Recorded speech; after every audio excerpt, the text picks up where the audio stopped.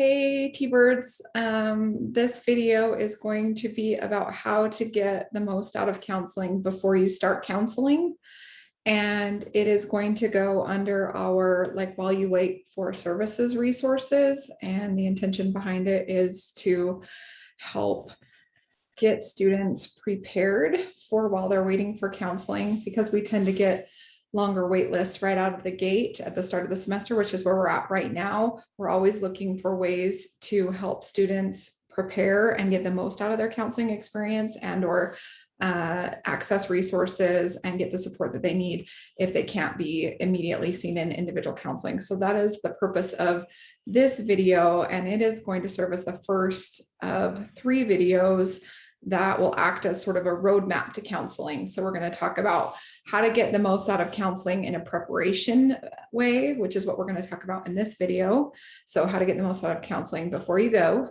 And then we're going to talk about evaluating your first session and evaluating the therapeutic process while you're in counseling. So how to make sure that you're sort of on the right track and getting your needs met, and utilizing therapy while you're in the best way that you can while you're in the therapeutic process.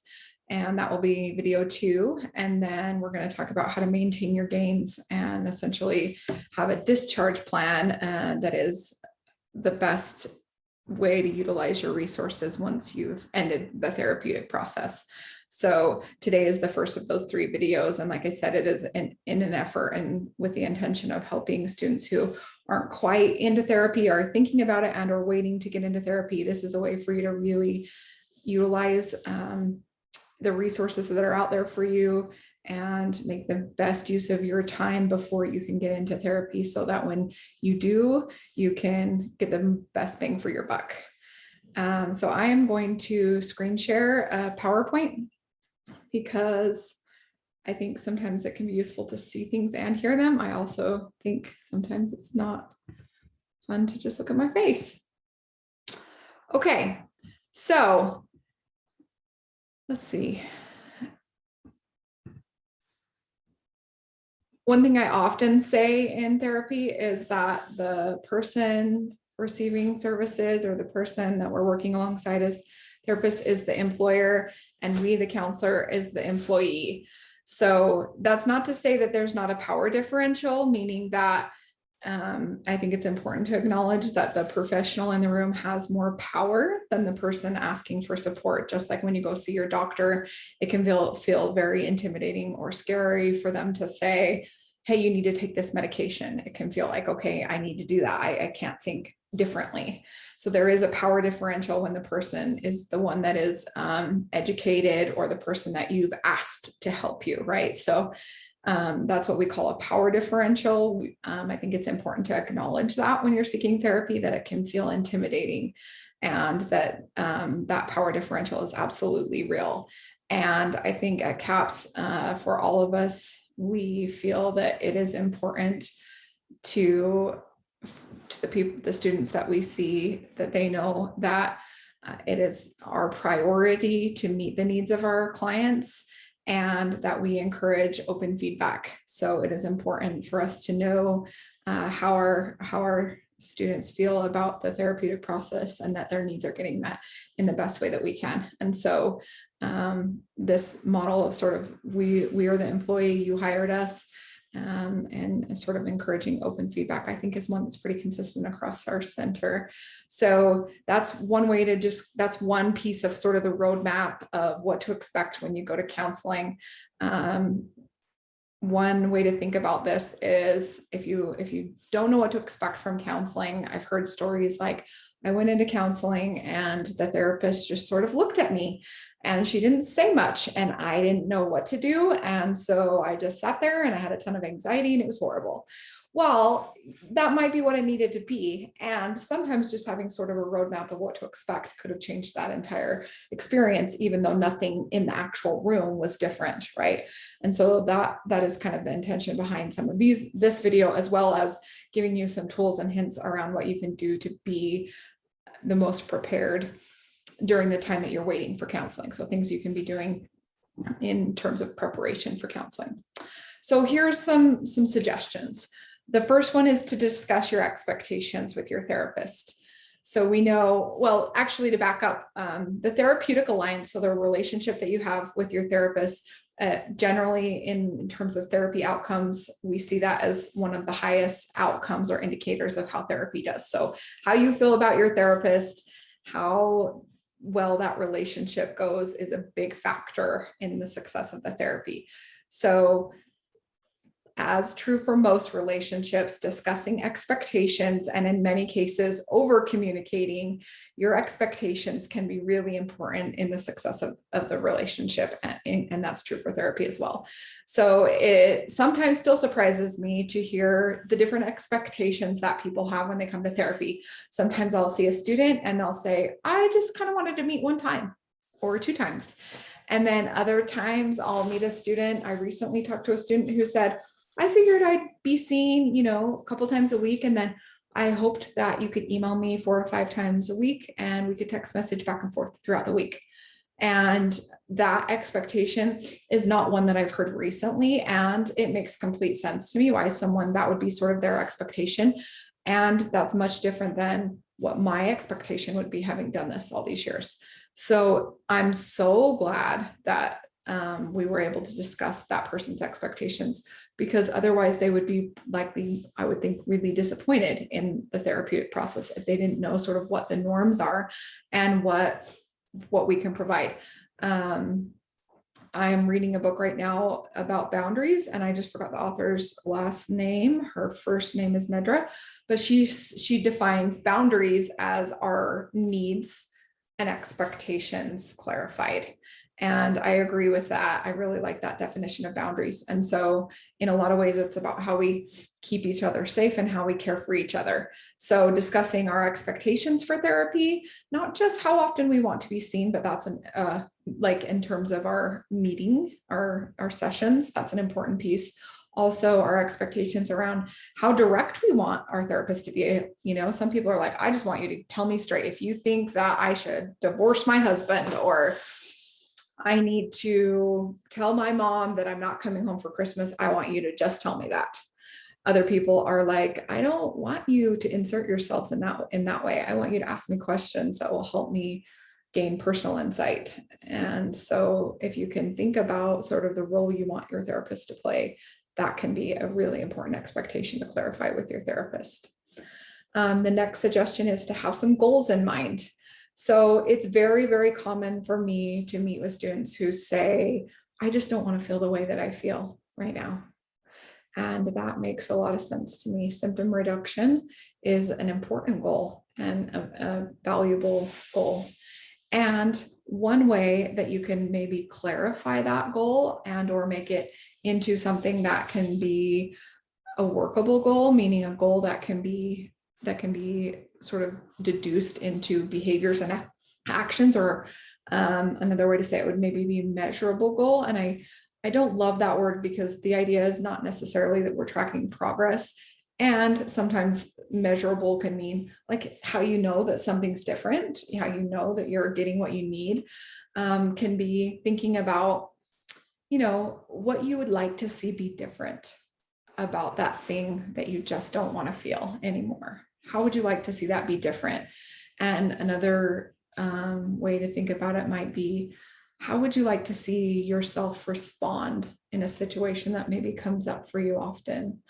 Or if you find yourself like, oh, this always happens. Like if you can think of those kind of situations, like this just never changes, or this always happens to me. Like, how would you like to see yourself respond? Or what would you like to see be different about that? Another thought on goals would be to try to think about them in terms of behaviors and or emotions that you'd really like to maybe be different or change. In terms of, we all tend to hear the difference between, long-term and short-term goals. And once you get into the counseling process, you can clarify and work with your counselor in terms of what kind of goals might be useful for the type of therapy and the level of intervention or the level of care that this therapy episode will look like. But just in terms of preparation, especially at CAPS, I think just thinking about 1 or 2 things that you'd like to see be different about your lived experience here and now, and maybe like the worst thing or the hardest thing that you're dealing with right now, how would you like to see that be different in terms of your own behavior and or emotional experience? That's one thought for goals. The next suggestion is to think about and clarify. I wrote discuss, but actually this is before you're getting into counseling. So you can discuss it with a friend and or write down and or with yourself ways to work with sort of this balance that comes up in therapy. One way that we sometimes talk about therapy is balancing change with acceptance, change and acceptance. And that can be sort of the dance that the therapeutic process can look like. It's both changing the things that we can't tolerate or the things that we need to be different to feel healthy or more whole, and accepting the parts that maybe we can't change, or the parts that we don't want to change. And so one of the things that you can do to prepare for therapy is to really think about the parts, what you'd like that relationship to look like. And it can be sort of an evolving process, and or one that is a pattern, so to speak. So it can have kind of a relationship to it. And if you can think about maybe what that relationship looks like, if there's some kind of method behind it or some kind of pattern behind it, if you can start to sort of understand that pattern, that can be really helpful to clarify and understand before you get to therapy. And I'll give you an example of what that could look like. One way that it can look like for people is, I get a ton of motivation around changing something when it becomes really detrimental to me, or when it's sort of at its worst, and I come up with plans, or that's when I would make a therapy appointment, or when I would make maybe drastic moves to change something. And then when it doesn't quite change, or when the problem isn't as bad, then I jump back into, I just need to accept this. Or when I feel like I can't change it, then I jump back to, I just want to accept it. I just want to love me for me, or I just want to love this person for me. And that's good enough for me. And sort of understanding, or trying to understand before you come to counseling, what that relationship has looked like before therapy can help, one, you understand parts about that relationship or pattern that you'd like to look differently. And then two, it can help your therapist maybe understand or start to make some ideas about, or some suggestions about ways that it might look different, or it could look different. And one piece related to that is really within that pattern, trying to identify areas where you have energy around change. So both in the acceptance and the change process, an important part in understanding that pattern is where you feel like you have energy for both. So sometimes we have energy for change, and sometimes we have energy for acceptance, and vice versa in both. So try to identify, areas in which you feel energized and certain in the context of that, and then other areas where maybe you don't feel energized for either piece, and helping kind of recognize certain parts of that can be really helpful. And it can also be really helpful for you to name maybe variables to that. Like, for me personally, I have less energy for change in the winter. My mood just gets a little bit lower in the winter, and the change process, the energy towards change just is a little bit different for me then. So it can be helpful for me to communicate that to my therapist. The next suggestion is to go into therapy with an open mind. And as a preparation, you can talk about areas where maybe you haven't always been open-minded. Things that scare you. You can write down things that maybe you've thought, there is no way I would do that. I heard about this therapy technique, or I've heard about this therapist saying that, and that is a non-starter for me. And you can write about that or think about that and sort of identify things that you would be open to, or areas where you'd like to be more open-minded and you don't feel exactly open-minded towards. Is particularly for certain parts of therapy, like trauma, for example, we're working with the limbic system, or our primitive brain, and where we store trauma often in images and memories.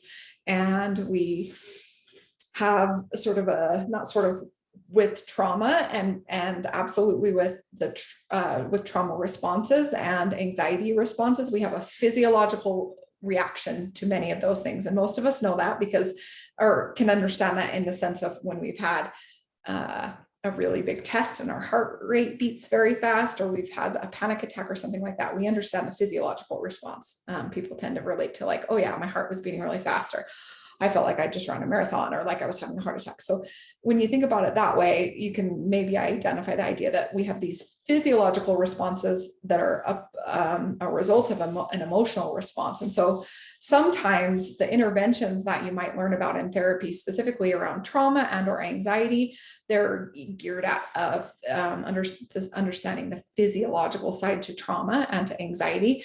And they can sound kind of dumb. Like, you want me to do what now? You want me to, do some 15 minutes of intense exercise that's going to help with my fear of spiders, or you want me to put ice on my head, or some of these things can sound really stupid, but when you understand the science around that component, it makes a lot of sense. So certainly when you're approaching therapy, I don't think any therapist would want you to do something that you're not comfortable with, and or ever abandon your own internal authority, your own internal expert. I think we believe that the client in the room is the expert of themselves. And I think we provide a fair amount of education and these types of resources so that people are empowered to understand why they might be suggested to do a particular type of intervention. So it would never be that the suggestion that you do something that you're uncomfortable with without understanding it, or without wanting to do it, or without giving consent. And keeping an open mind can mean trying something and being open to understanding the why of it, even if initially it sounds a little weird or it doesn't quite make sense. And writing about those things that you're already sort of maybe have a prejudice towards or a bias towards. Therapy in general can be one of those things, right? We all have been exposed to some of the prejudices that exist around therapy in general, right? There's a fair amount of that exists around mental health in general, and the stigma around mental health. And so kind of getting that out there and being aware of that for yourself can be a very useful preparation tool for therapy. Even just identifying if you feel like you're weak or you're messed up. I often hear people say, well, they know I'm in therapy, or they know I'm going to therapy, as if like, that means, well, they know that I'm like in this dark alley buying drugs or something, like this very shame-based thing, when in reality, I think if we've clarified some of our understanding of therapy, it's something to be proud of. It's an indication that we're investing in our health. So clarifying some of those things can be very helpful. So get in the habit of journaling. In the next video, I'm going to discuss about journaling between sessions so that you can identify your triggers and remember them to speak with your therapist. Before therapy, it can be a great preparation tool to get in the habit of journaling, because it will provide the personal insight to help you communicate the things that you need to your therapist, and help you understand and clarify some of the things we already discussed. It will also help you get in the habit of writing down and preparing for your in-between session work. So even if it's just on your phone with the Notes app on your cell phone, or I know some students will text themselves things. I can't tell you how many times, even just myself, I've gotten into my own therapy appointments and been like, I know I was going to remember this thing. I knew I was going to remember it, and it's just gone. Or if you've gone to the doctor and you had this whole list of things that you were going to ask the doctor, and you got there and it's just gone. So that goes with our last point. So I'm going to skip ahead to that one, which is ask questions. Write down. I often recommend that before the first session, you write down the questions that you have for your therapist, again, because it's very easy to forget them. We know that when we're a touch dysregulated physiologically, we can't form new memories. So and it's hard to have memory retrieval. So those parts of our brain are a higher order functioning process. And so it can be really difficult to grab those because those functions of our brain are maybe not as accessible when we're dysregulated. So write them down. Write down any questions that you might have for your therapist. It doesn't mean that your therapist will answer all of them, right? Therapists vary in the level of self-disclosure that they offer. to the people they work with. For example, some people, like, for example, if you're wanting to address religion issues, many people feel strongly about wanting to know, like, if their therapist identifies as LDS or not. If they identify on the LGBTQIA spectrum, sometimes it can be useful for them to know how their counselor identifies. It is up to the counselor as far as what they're willing to convey, or as far as their own personal information. And it is always okay to ask. And the person that you're working with can tell you what they're comfortable with answering and not answering. So writing those things down ahead of time, and just the action of clarifying what you'd like to know and what you feel like you need to know, can be really useful. And then the last suggestion is identify what has and has not worked in any previous episodes of counseling. So I often say that we don't lose our work that we've done before it carries with us into our next episode of treatment. And that can be true for the growth and the strengths that we've gained, and also some of the challenges. So if you've had parts of a therapy episode that maybe were harmful, or maybe just challenging, and or an entire episode or an attempt that was challenging, even just waiting for counseling can be a part of that can be very challenging. And so if that feels like it's important for your counselor to know, then either write that down or make a note of that just piece and communicate that to your counselor. Think about what might be useful for them to know about any relationship that you've had with any previous episodes of counseling, or even the process of getting into counseling, and identify what was useful for you. And it can be really finite details, like I've had people say the smell in the room was really great for me in my old counseling office, or the lights were too bright or not enough bright. Things like that are important. And I think if we can accommodate some of those variables, we will. So write some of those down and identify them.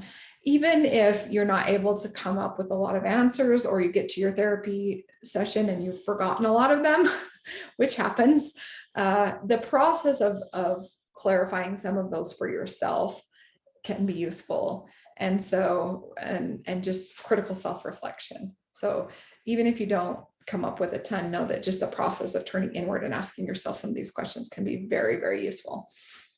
So one thing that comes as part of the preparation phase is finding the right therapist. And if you're coming to CAPS, you can request certain types of, you can make certain types of requests, like I'd like to see a female, or I'd like to see an LDS therapist, or something like that. And CAPS does their best to honor those preferences. But it's different than if you're out in the community and you're just trying to pick a counselor from a number of therapist options.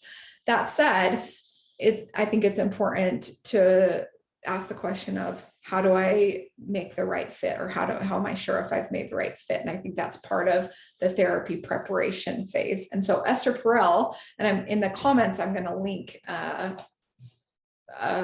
to a blog write-up, I think is what it is, where she writes about how do I find the right therapist. And she has some really great insights about those questions. And she discusses this in terms of a roadmap as well.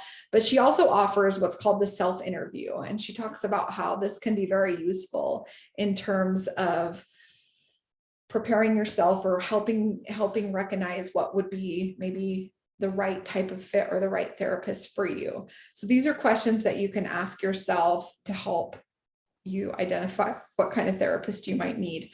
And there are things like, why therapy and now? What would you like to work on? What is your desired outcome?